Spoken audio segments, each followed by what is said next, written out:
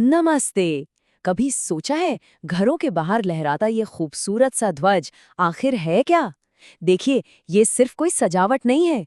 ये तो एक नए साल का, जीत का और ढेर सारी उम्मीदों का प्रतीक है।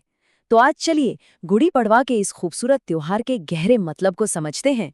अच्छा, तो इस त्योहार को समझने के लिए ना हम सबसे पहले इसके सबसे खास प्रतीक गुड़ी के बारे में जानेंगे। फिर हम देखेंगे कि इसके पीछे की कहानियां क्या हैं, इसके अनोखे स्वाद में कौन सा फलसफा छिपा है और हाँ, जश्न मनाने के तरीके कैसे हैं। और आखिर में हम ये भी देखेंगे कि ये त्योहार भारत के दूसरे हिस्सों से कैसे जुड़ता है। तो चलिए इसी सवाल से शुरू करते हैं।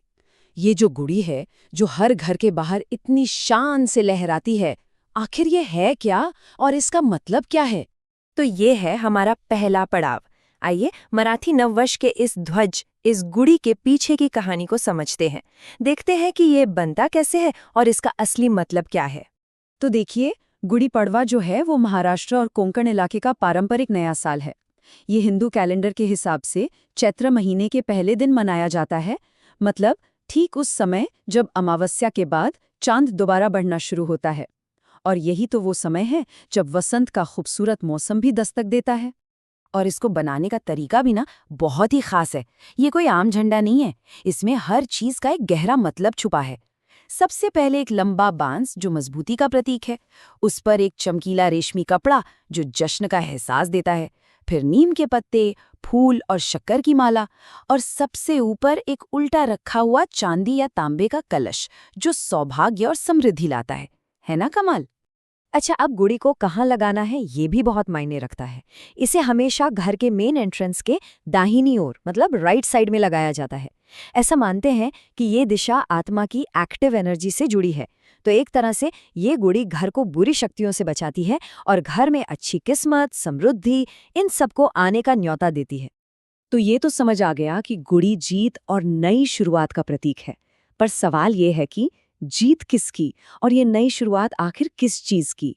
वसंत के इस मौसम में जश्न मनाने के पीछे ना एक नहीं, कई वजह हैं। कुछ खेती किसानी से जुड़ी हैं, कुछ इतिहास से, तो कुछ हमारी पौराणिक कथाओं से। सबसे पहली और सबसे सीधी वजह है प्रकृति। गुड़ी पड़वा वसंत के आने का ऐलान करता है। ये वो समय है जब रबी की फसल, मतलब सर्दियों में बोई गई फसलें जैसे गेहूं और चना, पककर तैयार हो जाती हैं।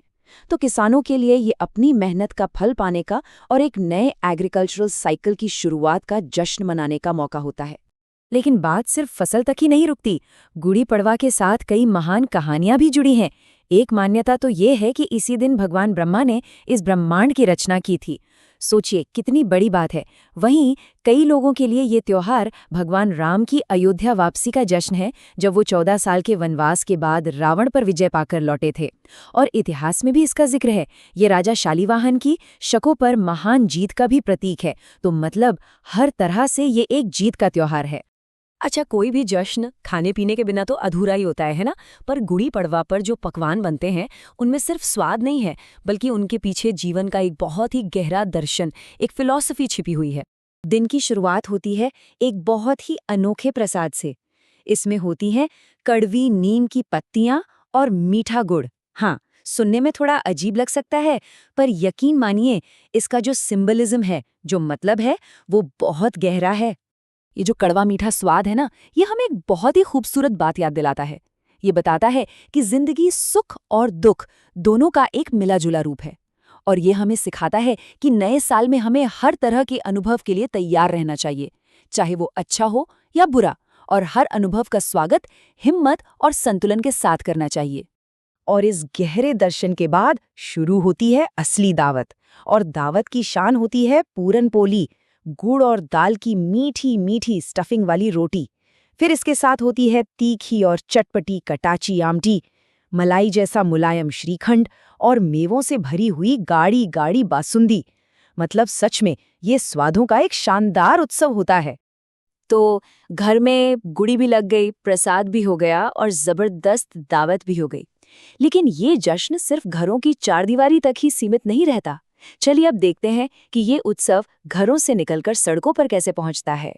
घरों के अंदर तो दिन की शुरुआत ही एक अलग एनर्जी के साथ होती है। सब कुछ साफ सुथरा, दरवाजों पर रंग बिरंगी रंगोली, फूलों की सजावट, परिवार के सभी लोग नए कपड़े पहनते हैं, पहले गुड़ी की पूजा करते हैं और फिर एक साथ मिलकर वो नीम गुड़ वाला प्रसाद खाते हैं।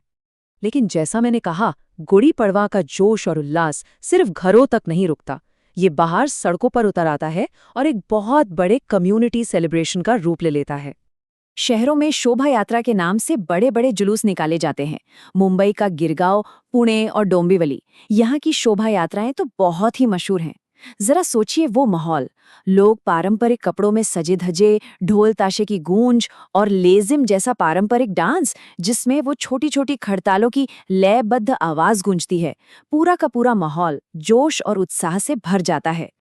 अब एक आखिरी और बहुत ही दिलचस्प बात, गुड़ी पाड़वा अकेला ऐसा त्योहार नहीं है जो इस दिन मनाया जाता है। चलिए ये भी जानते हैं कि भारत के दूसरे हिस्सों में ठीक इसी दिन कौन सा त्योहार मनाया जाता है और इन दोनों में क्या समानताएं हैं, क्या फर्क है। तो देखिए, जिस दिन महाराष्ट्र और गोवा में गुड़ी पड़वा होता है, ठीक उसी दिन कर्नाटक, आंध्र प्रदेश और तेलंगाना में उगादि का त्योहार मनाया जाता है। हैं तो दोनों ही नए साल का जश्न, पर उनके प्रतीक, उनके सिंबल थोड़े अलग हैं।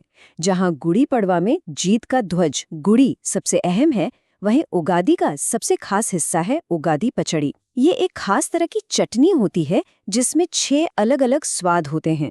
ये जीवन के खट्टे, मीठे, तीखे, नमकीन, मतलब हर तरह के अनुभवों का प्रतीक है। फलसफा लगभग एक जैसा ही है ना? तो कुल मिलाकर गुड़ी पड़वा सिर्फ कैलेंडर बदलने का दिन नहीं है, ये जीत का जश्न है, ये प्रकृति को धन्यवाद कहने का मौका है और ये इस बात को याद दिलाने का एक तरीका है कि जिंदगी के हर स्वाद को अपनाना कितना जरूरी है।